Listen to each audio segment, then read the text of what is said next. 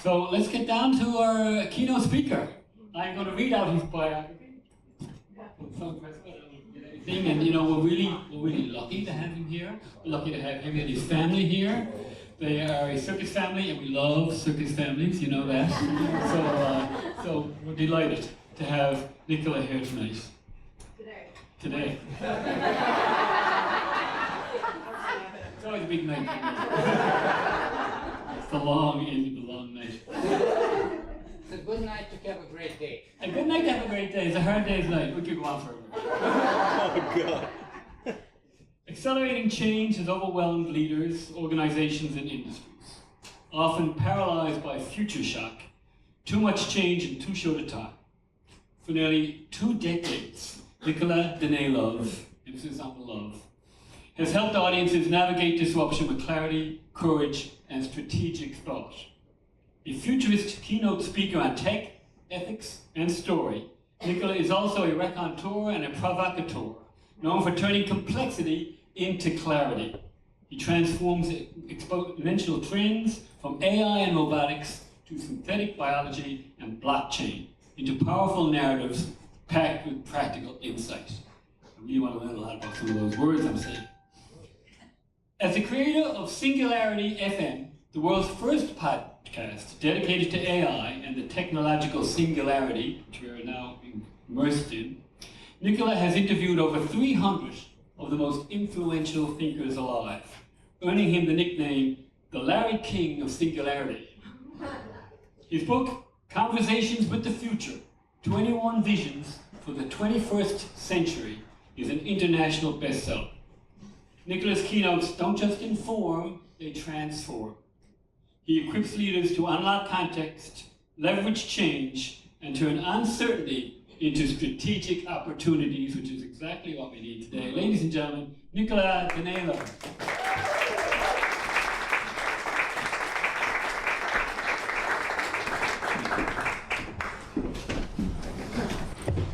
Shakespeare once said that all the world is a stage.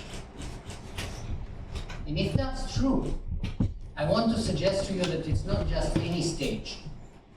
It's a full-blown circus stage. I mean, come on. Politicians are clowns. Social media is a hall of mirrors.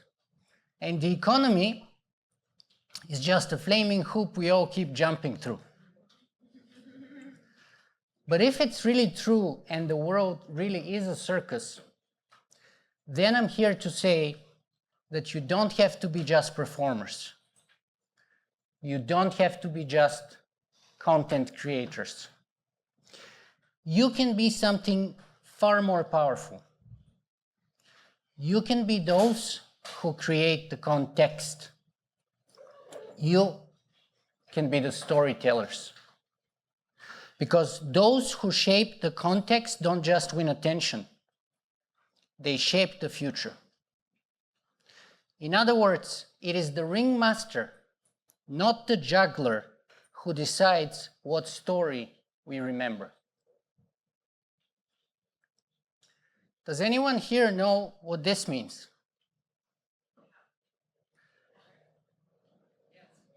Well, here in North America, it means okay, good, or fine.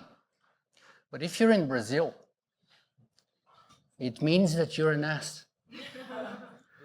Now imagine the horror of me discovering this during a sound check in Sao Paulo. I walk in, happy, confident, cheerful, this way, that way, and instantly insult the entire sound crew. Nothing says motivational speaker like motivating people to dislike you from the very beginning. Turns out insulting people is pretty motivational, just not the kind of motivation I usually go for. I'm sharing this embarrassing story because the gesture didn't change. What changed was the context. And that little shift reveals an important insight. The old cliche that content is king is a myth. Content is not king. Context is king. Let me show you.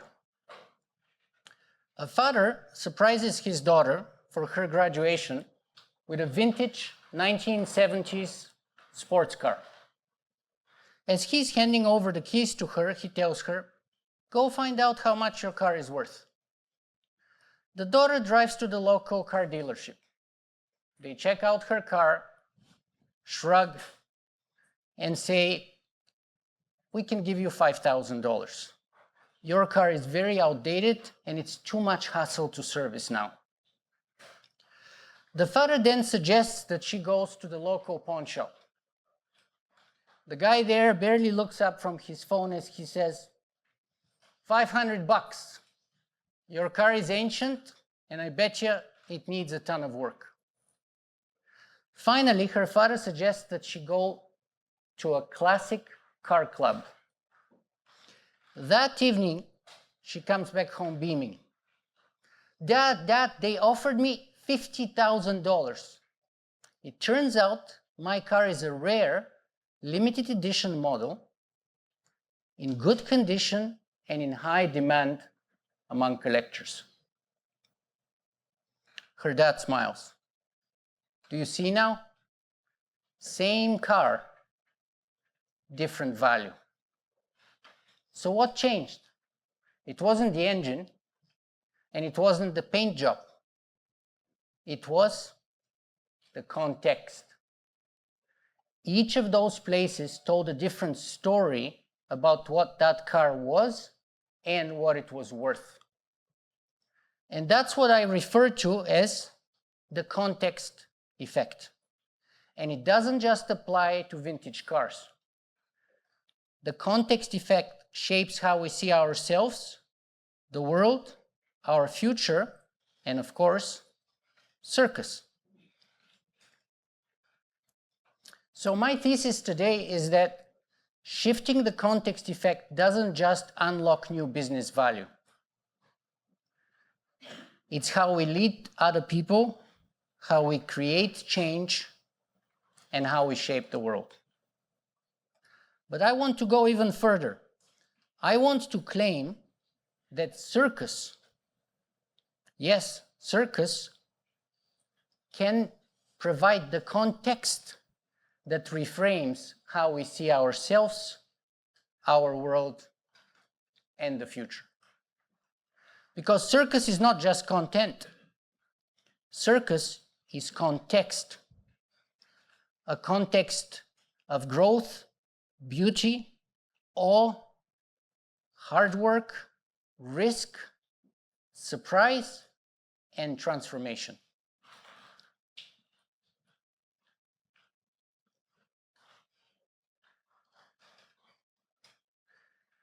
And in a world where AI can create infinite amounts of content on demand, it is the human context that will set us apart. Now, we were having a conversation with my wife, and I was telling her, the imperfection is the beauty. And she's like, well, the imperfection applies to the circus artist. You're a keynote speaker. Get it perfect. Get it perfect. So I was like, okay, then I'll have to refer to my notes at some point. Because we're going for perfect. So,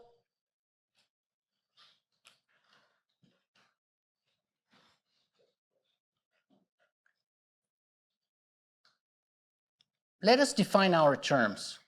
What is content and what is context? Well, content is just something we talk about.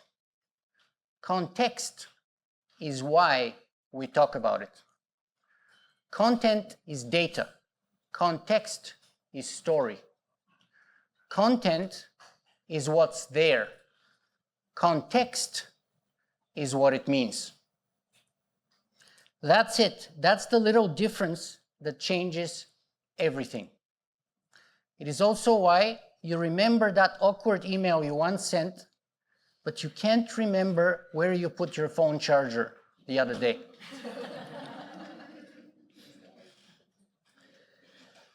This isn't just philosophy. This is biology. Evolution is a context filter. The human mind is not designed to create content. It's designed to provide context. Our brain is primarily a filtering device that takes the infinite amounts of data the universe is constantly throwing at us, and it runs it through the filter of survival. Everything relevant to our survival is content. Everything else is invisible. So the key point to notice here is that what is valuable and what is not intrinsic. It's not inherent in any object. It's not independently existent out there. It is constructed. It is created. It is a function of the story we choose to tell. And as we've seen already with the car story, it moves money. How many of you here have heard your clients say, there is no budget for circus? Anyone? No? Well, try this reframe.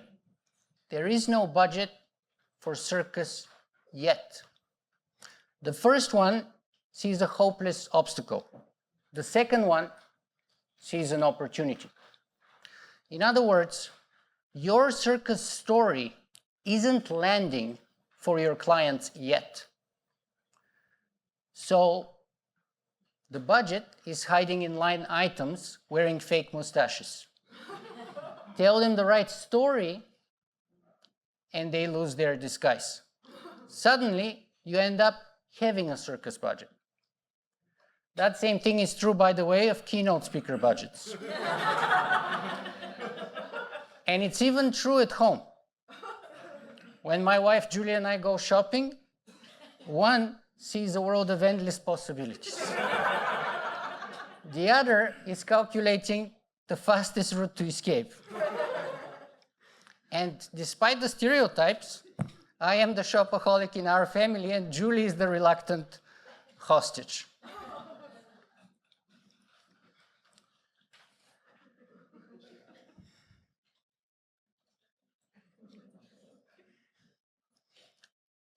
Neuroscience shows that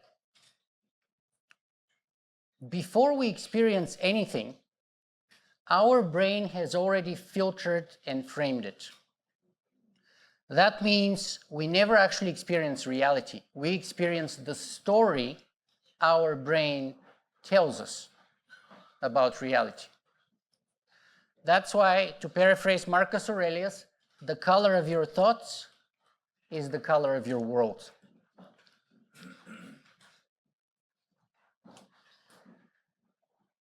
So, if you want to change business, art, culture, circus, or anything, it's not the best idea to start by creating more content.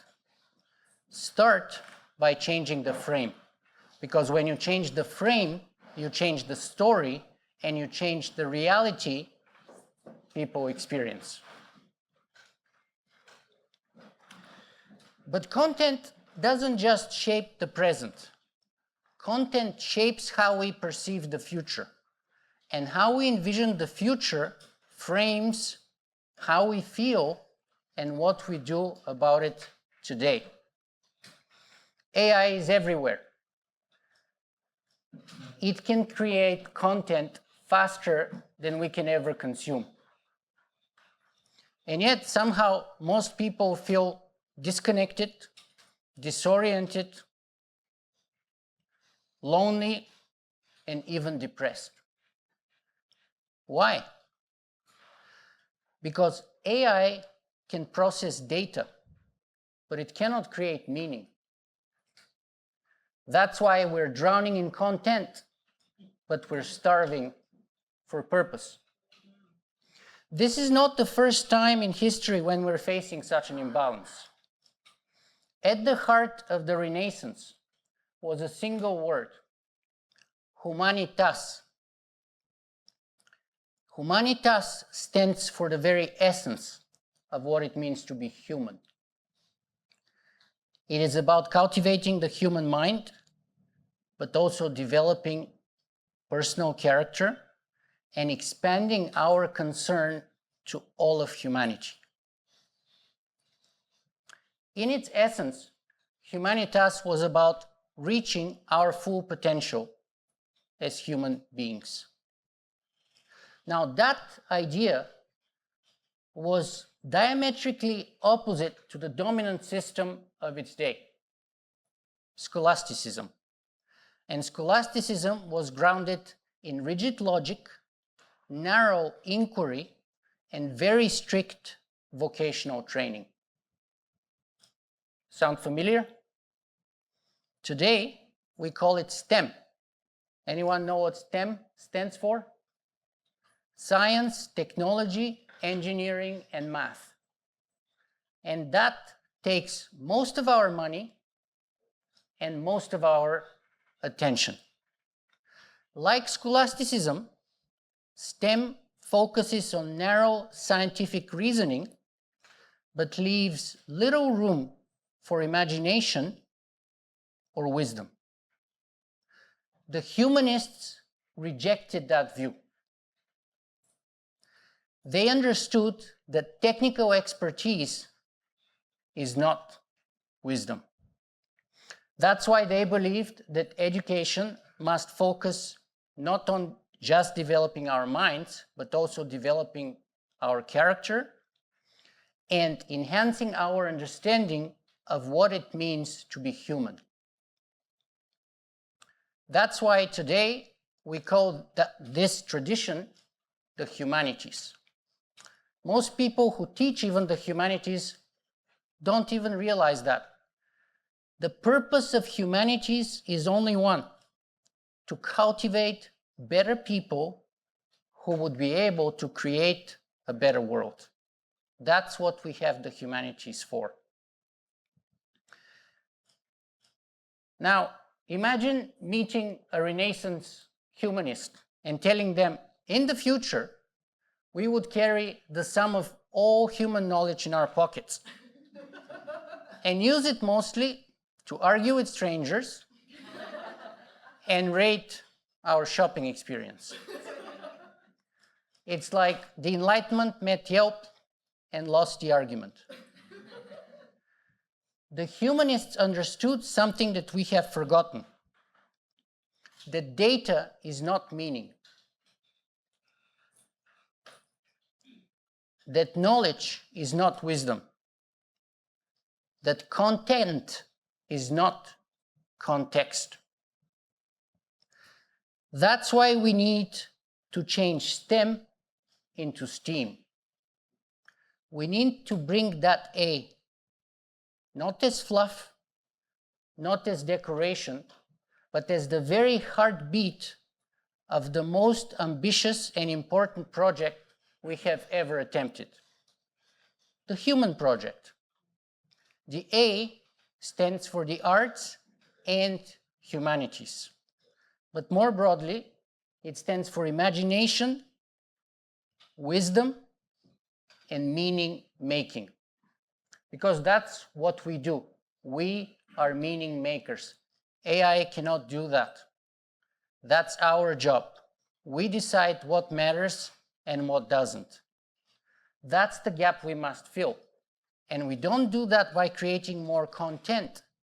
We do that by creating a new context, by changing the frame.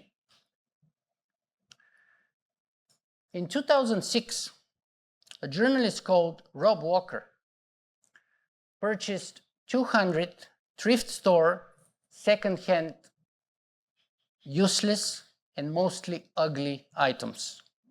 None of them had any intrinsic value or any uniqueness whatsoever. He spent roughly about $1 a piece, so a total of a couple $100. And their very unremarkable list included things such as a plastic motel room key that opened nothing, a plastic bust of a horse head, a plastic banana, and so on. But then Rob did something very interesting. He got 200 writers to write a story about each item. And he auctioned them on eBay. raising over $8,000. That's an average price increase of 6,300%, demonstrating that price is a function of the story, not the object, because the content remained the same, but the context changed.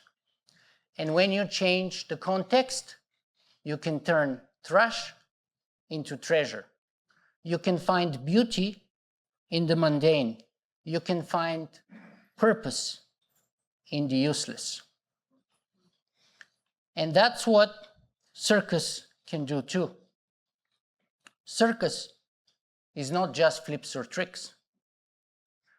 Circus is the poetry of possibility, written on a high wire, under a deadline, without a safety net, but with glitter in your eye. It is the story of risk, transformation, beauty, awe, surprise, and it is years of hard work made visible in a single leap, just like we saw last night.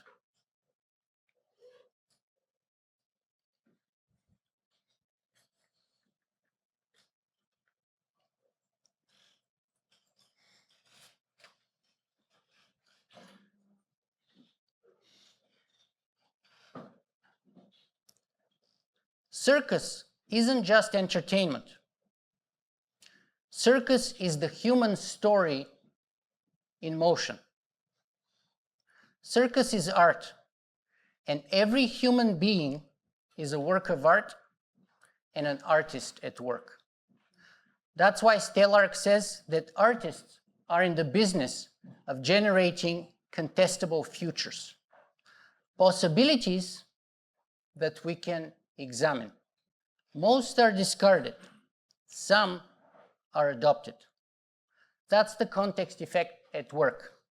That's how we can determine our preferable future together today. And that's because art shifts perception. Art rewires meaning. Art changes the context. That's what circus does. You are not just creating something beautiful. You are creating something meaningful. And meaning is the one thing that makes us stand from the machines. Because we are the meaning makers. We know what's really valuable and what's not. We determine the context. AI can't do that. That's why AI needs prompt engineering and infinite amounts of data to borrow our human context. Take out the context and ChatGPT is useless. That's why they need the data, to borrow our context. So, we won't beat AI at being machines, but AI won't beat us at being human. Because AI can replicate perfection, but it can't embody imperfection with purpose. And in circus, imperfection is not a bug, it's a feature. Because in circus, if nothing can go wrong, nothing can go right. That's what makes it human. That's what makes it thrilling. In other words, you can get a robot to juggle, but only a human can make the audience care. Let me give you an example. I was not even 10 years old, but I still remember the first time I heard the air leave a circus tent, when an aerialist slipped. That collective inhale, 1,500 strangers gasping together in perfect unison, is our human context. That's why Superman is boring without kryptonite. Because only when failure is possible can success become a story. Our story. A story we recognize as the human story.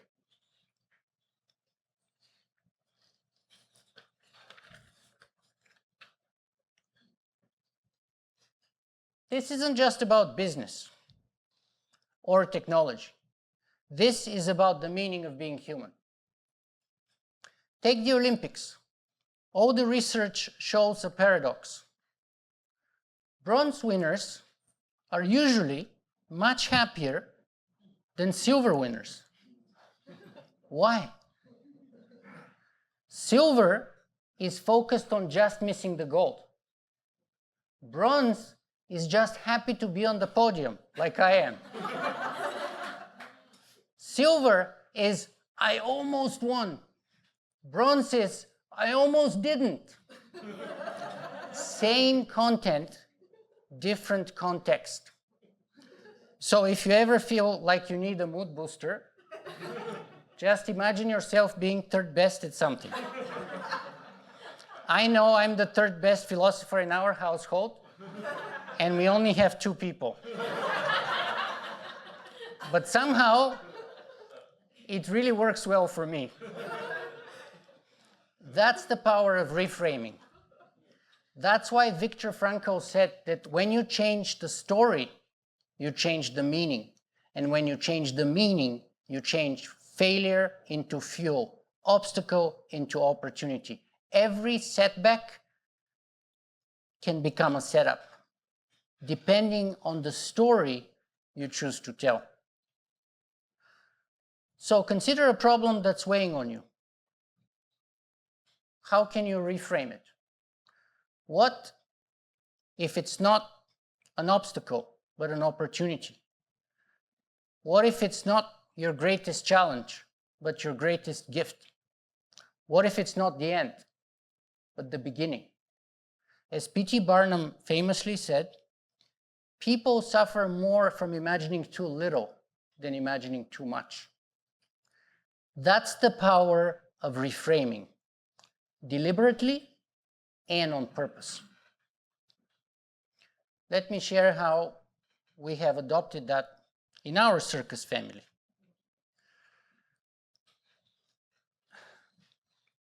During COVID, as a professional keynote speaker, I lost 95% of my income almost overnight.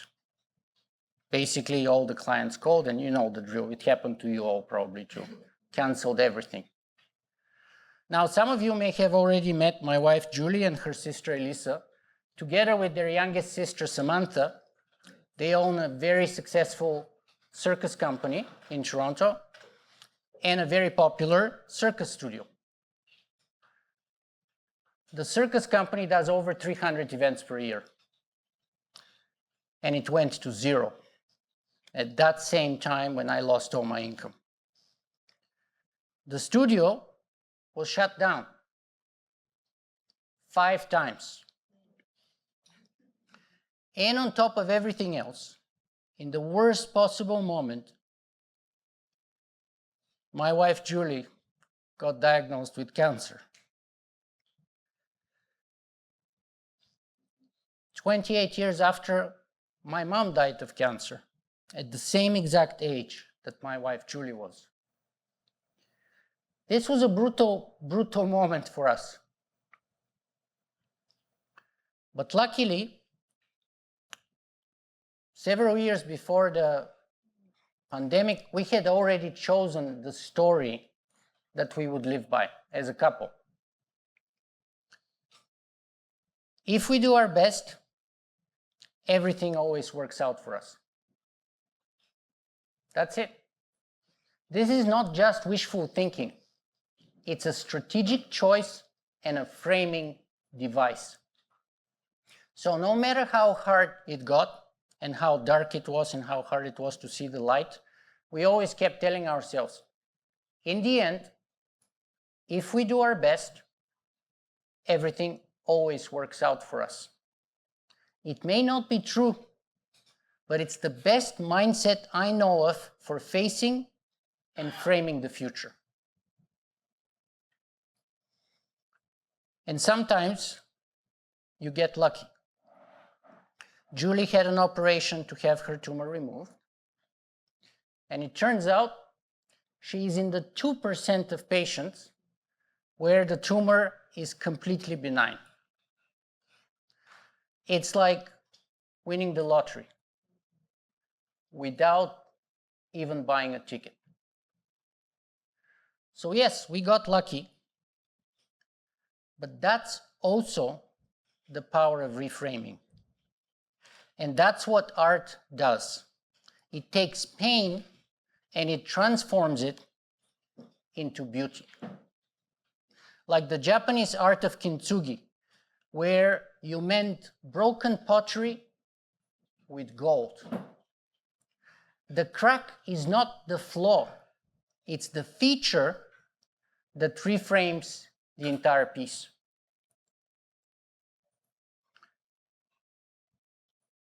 We can get stronger in our broken places. And that's what circus can do too.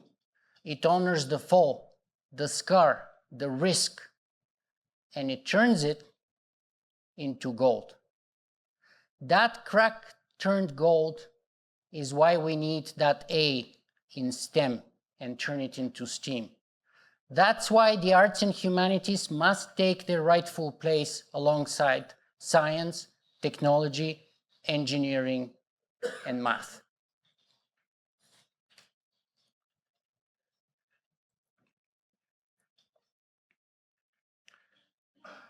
Context shapes our emotional and strategic response to the future. And that's what circus does at its best. Circus doesn't just tumble, doesn't just juggle, doesn't just fly. It reframes what's possible. You defy gravity.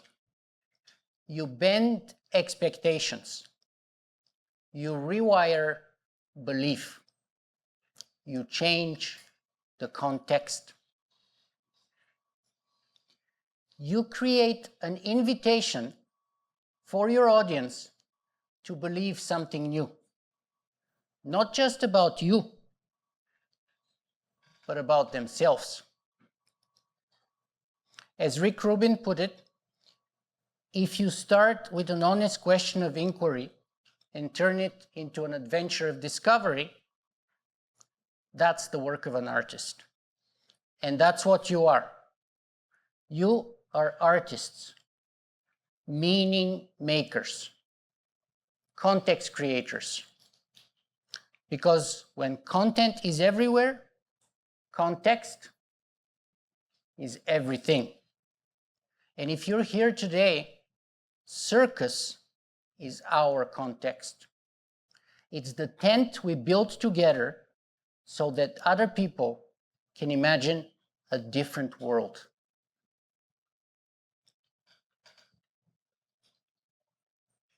So next time you step on stage, don't just ask, what am I performing? Ask instead, what am I reframing? What story am I inviting the audience to believe?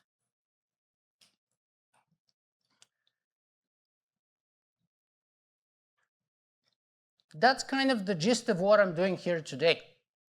I am merely changing the context about how you guys see content. Because the illusion that traps us all today is this, that most conflict around the world is about content. It is not. It is about context. We argue, fight, and even go to war, not over facts, but frameworks. We fight not over what to see, but how to see. That's why different people can look at the same exact content: AI, climate change, Donald Trump, Ukraine, Gaza, abortion, and everyone can reach wildly different conclusions because each human is using a different story, a different frame, different context. And everyone thinks that their context is the right one.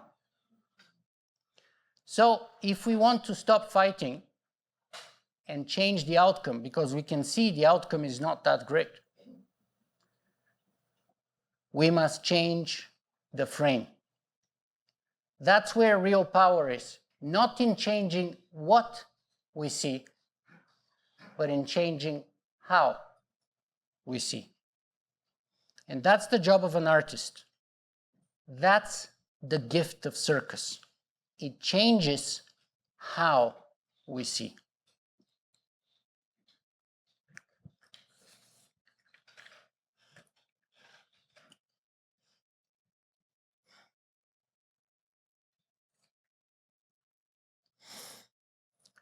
Great circus isn't just a solo act. It's a collective moment, an invitation to feel something together, to move from me to we. In an era when algorithms and computers divide us, circus connects us. Because you create shared content, shared story, shared meaning, shared context, and with those, a shared future. Let me circle back to my Brazilian fiasco. That absolute disaster didn't just teach me how to alienate audiences in record time. It also taught me that meaning, whether in a gesture, product, or a word, is always contextual. So next time I'm in Sao Paulo, I'll just smile and keep my hands glued to my body like a mime. But the real lesson is that power is in the context, not in the content. Because when you change the frame, you transform the moment. You reframe what's possible. That's why the people who tell the story rule the world. You are not just artists. You are not just performers. You are context engineers, reality reframers, architects of awe. Yes, the world really is a circus, but don't just perform, write the show. Be the ringmaster of context, not the juggler of content, and tell the story that shapes the world. Thank you.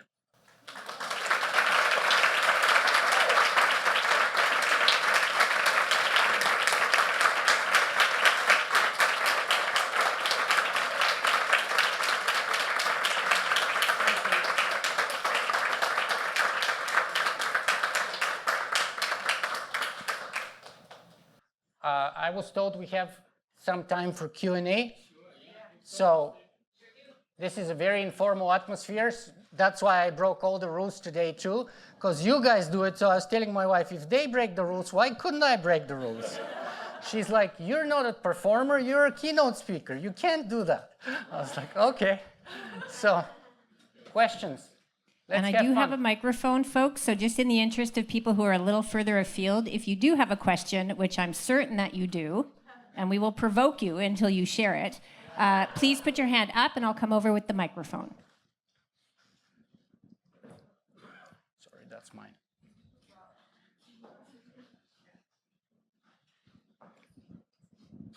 Just a little silly question.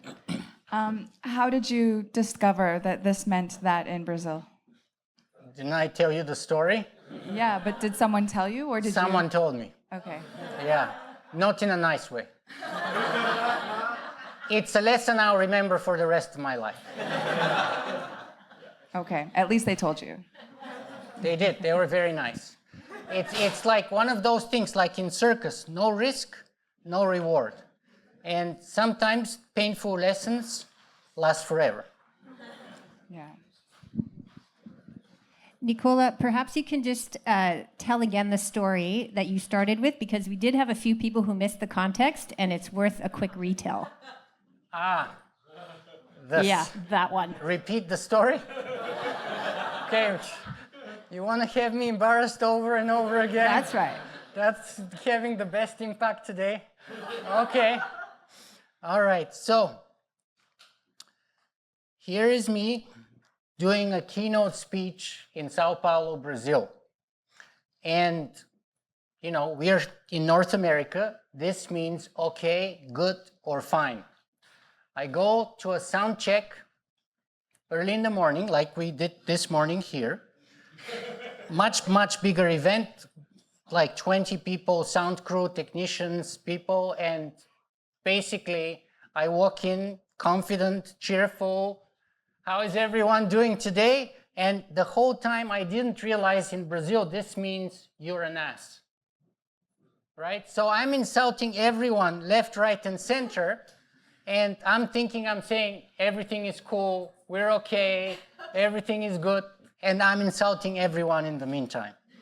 And the whole point of this story was that the gesture didn't change, but the context did. And with changing the context, you change the meaning. And that's where power lies. He who controls the context of any conversation, political, economic, artistic, controls the value, controls the meaning. That's how, you know, a blow-up dog that the guy didn't even make, but his assistant made, cost $50 million, right? You've seen the balloon dog from Koons that fetched $50+ million. It's the context, it's not the content, right? Let me give you another example. One of my favorite, Banksy.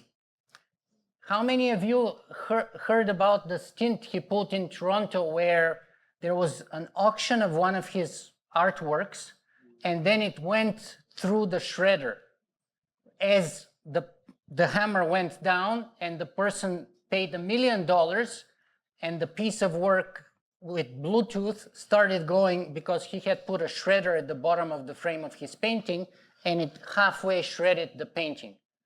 And what was the result of that? The next person who paid for it paid 20 million. So the piece is even half destroyed now, right? 1 million if it's perfect. Half destroyed, 20 times more. That's because Banksy has been so skillful and smart to get in control of the context. And every time he makes a piece of art, like the one that he did the other day on the British High Court on the wall, I don't know how many of you have seen, he changes the context, he changes the meaning. That's where the power is. That's why my whole message here today, and I hope it lands for you, is that's how you can sell your business, you can sell your acts, you can sell yourself, and when a client tells you, there is no budget for circus, you have to tell them a story that explains and reframes their context so that the value system they have about what's valuable in their line items of the budget puts circus at the top of the list, not at the bottom or non-existent. And once you manage to tell them a story like that, you can charge them anything you want. I saw a hand up for the microphone.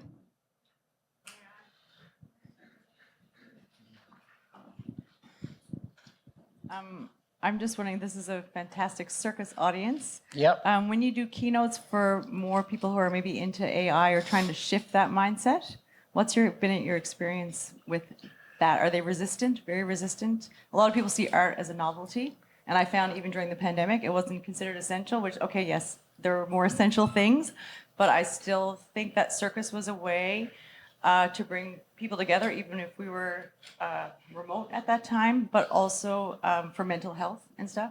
Yes. So exactly what you're saying, like AI can't replace that mental health side. The benefits of art are I don't know if that's a countless. question, but it's just Yeah. a reflection. Yeah, speaking on the mental side, I have a cousin who does psychodrama, where people dramatize traumatic moments of their lives, and usually kids. And that reframes their context and changes the way they view the trauma. And there's many tricks, and I'm not professional, but one of the ways they do that is by shifting the roles. So the kid doesn't play the kid in the reenactment, but plays the parent or someone else. And the parent plays the kid and stuff like that.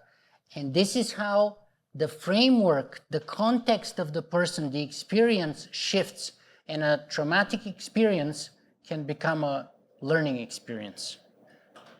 And that's how one way of healing with art. But going more broadly to your question about, yeah, I never speak to circus people. So I actually savor this. It was super challenging for me. I don't know if you could tell. Most of the time I speak to tech people and corporations. I married the circus. I'm not really artistic in any way, shape, or form myself. I've always have had an appreciation for art, and I love photography personally. That's the only thing I could maybe get good at. But yeah, bridging that gap between the corporate world and the artistic world is done with a story. And if you can infuse it with laughter, that takes it to another level. Music, a whole other level, because those are all very primal, very deep. Before we've had language, before we've had any, verbal communication, those are very deeply embedded human ways of communicating, right? I'm not a guy who easily cries at all, but, for whatever reason, sometimes, like I remember the story today, and, I've rehearsed this speech a few times, never had any impact on me, but now I kind of remember the days we were going when Julie was diagnosed with cancer, and it literally floors me every time if I just go into that moment. So the question is, change the context, right? So to relive there, you have to change the context. I'm not here.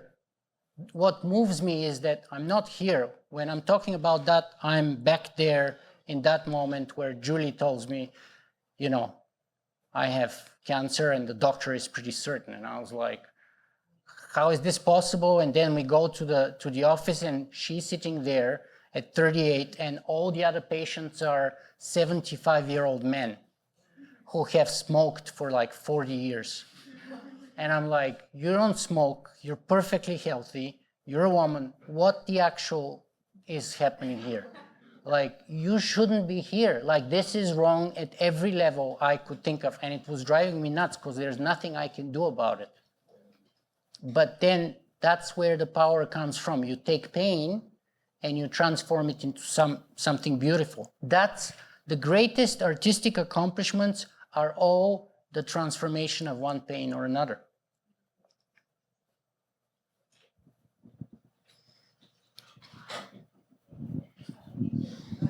Hi, Nikola. That was a great keynote, very engaging. I agree with you about the intrinsic, value of the arts and stuff. And the show tonight, I think, is a real representation of that. And last night. Last night, too, was Incredible. A perfect introduction and segue to me. Yeah, fantastic. But how do we get that out there? For the show tonight, how do we present that to the public? How do we let the public know that we're trying to make this contextual change? Here in Newfoundland, often when we were beginning circus, we just had to put the pictures of the acts and the poster to show that this is really a circus, you're going to see this, this, and this. But now as we've evolved and we're tackling this contextual thing, and really trying to make that kind of difference with different style shows like we have here at the festival.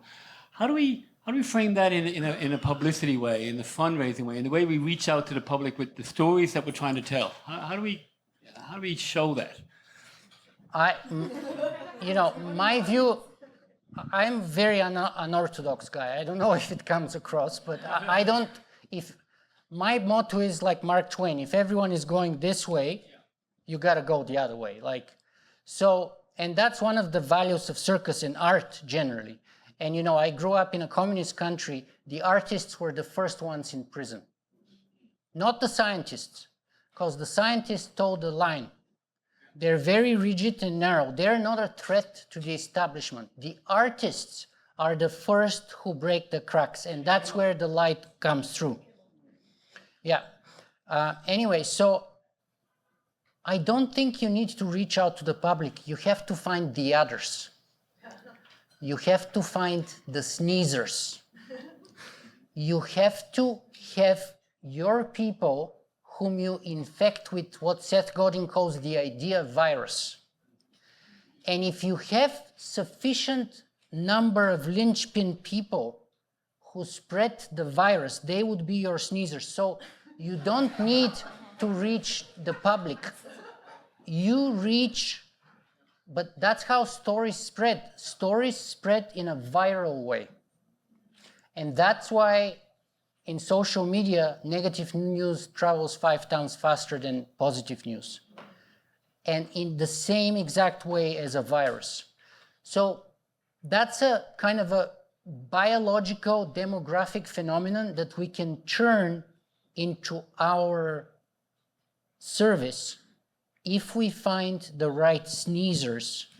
Your people, find the others, like Uncle Roger said, find the others, find your people, your sneezers, infect them. And I would say you've done a pretty impressive job to me so far. And I know we need to do better, all of us. But that's my answer. Find the others. Yeah. In every different field. Find the people who, like in the field of public relations, in the field of media, in the field of science. So you can have the most stuck-up scientific community, and there will be somebody there who on the weekends goes and flies a trapeze or does clowning, on Wednesday night in a little, small little hole somewhere. Those people are your people, and they've already gotten the story.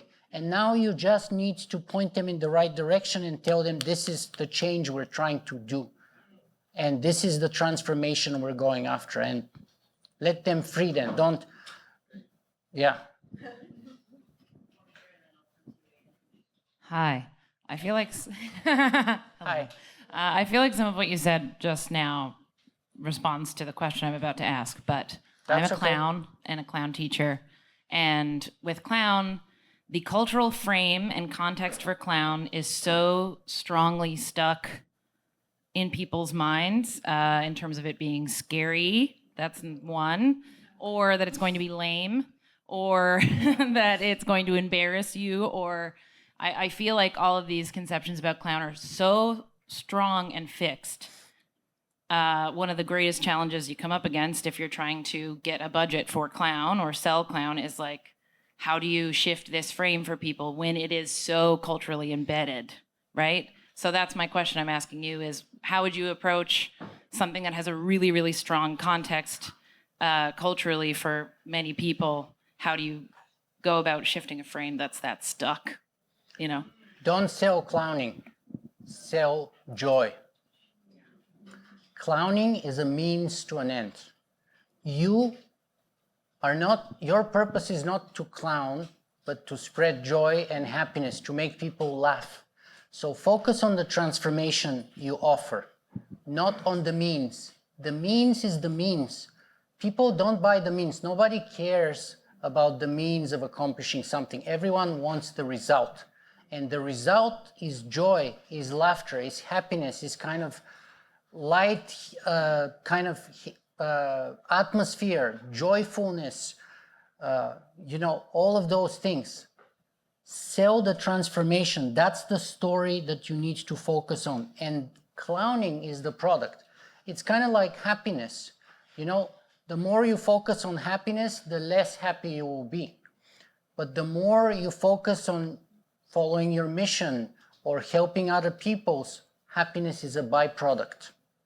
Then you'll be happier. It's not the means, it's the lucky byproduct.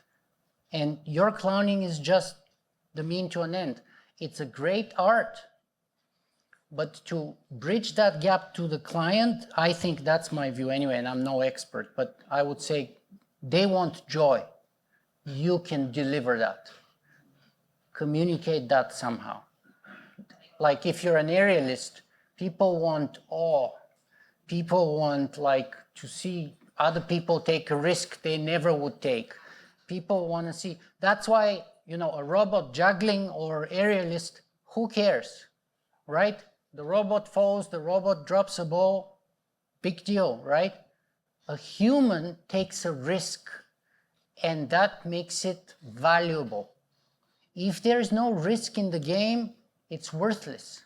You take a risk every time you put your clowning gear on. I take a chance every time I get on stage. But that's where the value is. And that's how we know we have to follow our calling. In Newfoundland, we have an expression called tangly. This is a tangly thought that I have in my head, but I'm going to try to work it out and see if there's a question at the end of it for you. And I'm going to probably try to tease at the idea that you have a lot of great reference back to AI. So if the context is control, and the way to deliver storytelling, or the way to deliver context is through storytelling, I think one of the biggest problems that we have globally is that we have unethical storytelling.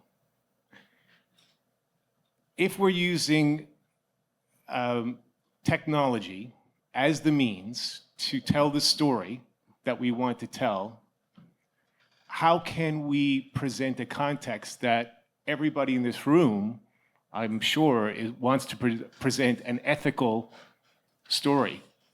How do we build trust in an audience that we want to tell our story to that can basically help them? And how can the tech industry help us disseminate between unethical storytelling and ethical storytelling? So most of the time, I actually speak about ethics. I don't speak about art per se. My blogging name is Socrates. I'm the man with the questions. It's not a name I gave myself. It's what I was called when I was in the army. And in the army, asking questions is not a wise strategy for survival. So when you're being called a Socrates, that's not a compliment. That's an insult. Because asking too many questions gets you killed. So, two thoughts.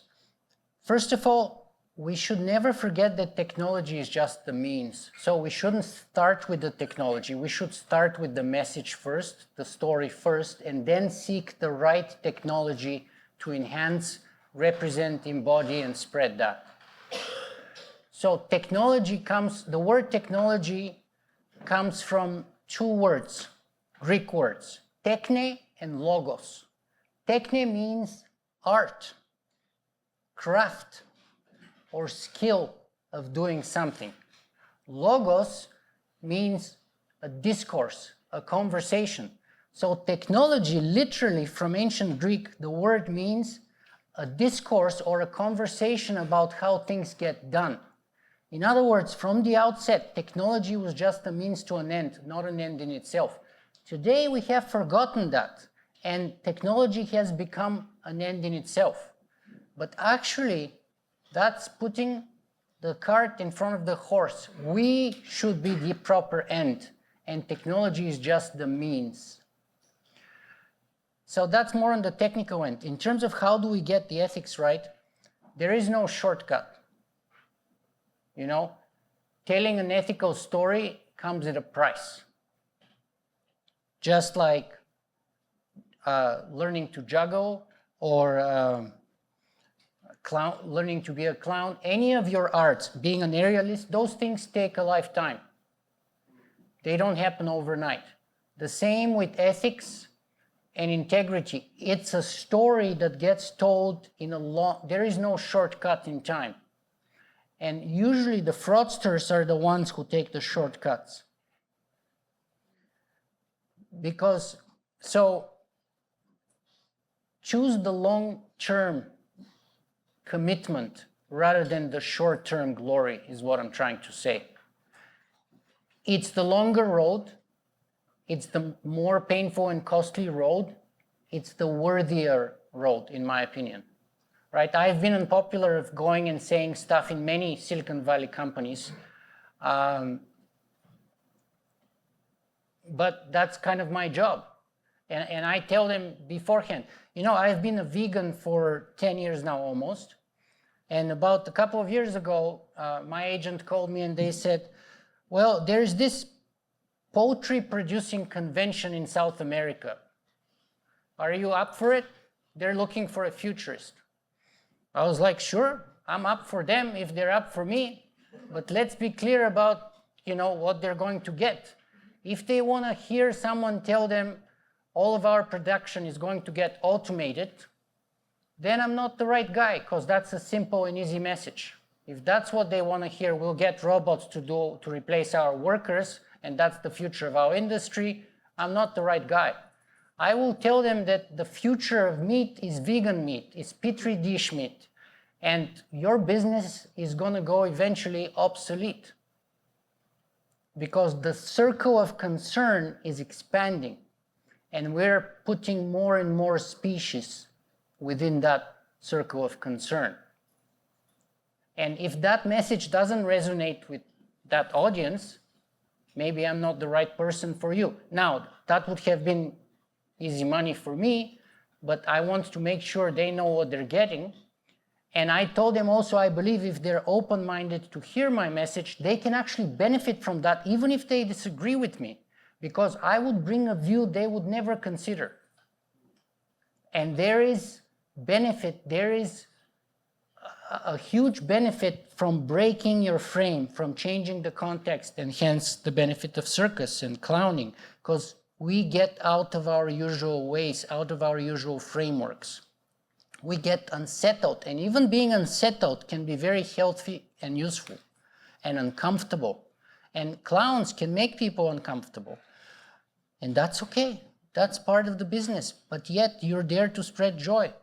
So that wouldn't stop you. It comes with the territory. So yeah, if someone is shortcutting the circuit and able to spread an unethical message, you can't control that. The only thing you can control is what you do. And you have to stick to your guns.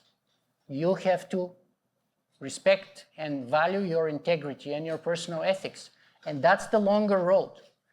It's not going to bring an easy victory or a fast one, but it's the better one.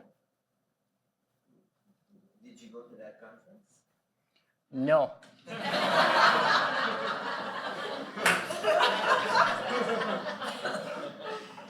But we were very clear and upfront about who's getting what. We have time for one final question. There it is. First of all, is this working? Great. Yes. Yeah. First of all, thanks very much. I really enjoyed how you talk about reframing things. So we're talking about clowning as reframing as physical theater, right? Or the pleasure that you take in working with other people. One thing that kept striking me all throughout your presentation is that you seemed to be talking about spiritual transformation without ever using the word spirit or spiritual, and yet it's all contained within everything that you're talking about. So there's, let's just say, a context there that you were referring to obliquely and in every way except naming it. So I'm not going to deny that, but I just want to point out two things. One is we see the world not as we are, not as the world is, but as we are. So if you see that kind of a undertone or implicit message, it's a reflection as much on you as it is on me. And yes, when I speak about reframing, I'm talking about all kinds of context. So it could be physical, but also spiritual, also ethical. And they come together, psychological. They all come together. When you grow, when you cultivate a human's character, you do certain kinds of physical exercises like, aerialist or acrobatic training or whatever, and those eventually accumulate to mental, psychological, and even physical, spiritual changes after they reach a certain level, especially, right? So you go through the physical path to reach the spiritual and the ethical, because those things, both spiritual and ethical, don't come easy. They're the harder part. The physical part is usually the easier part. So yeah, if you read that into my message, I'm not going to deny that it was there, maybe. But it says more about you too. And that's your context, and that represents and embodies your value. Because I kind of created the space, the opening or the clearing, and then you get to put what you value there. That's kind of what I do with the tech people or the corporate people. I go in, take everything they know, and just jumble it up and then say, here, go fix it out now. Fix it up, right? Fix your perfect corporate world. There. That's what clowns do, right? That's what artists do. That's why they're the first ones who go to jail. Because any authority would stamp them out first. And the scientists, they're very good, they're very smart, but they toe the line. They're much more rigid, and that's the only way you can move up in those circuses, if you follow the ladder, the prescribed path. We break the path. That's where our value is. We create the path. We invent the path. Much of the time we're going to stumble all over the place, go into the wrong place, and that's part of the process. It's okay. Then you trace your steps back and start again. It happens. Like myself in Brazil. Next time I know. I did my best. That's the only thing I can do. After that, I can take responsibility for my actions and my ignorance.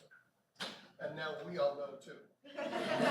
And you keep, yeah, thank you. Thank you.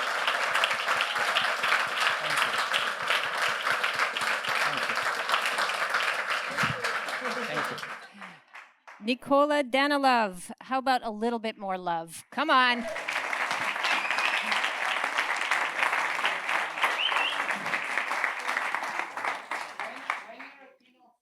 They say you cannot speak to 1 million people. You have to think of one person that you create your piece of writing or keynote for, one person only. This is that person for me. I was thinking of him the whole time because he's a national treasure.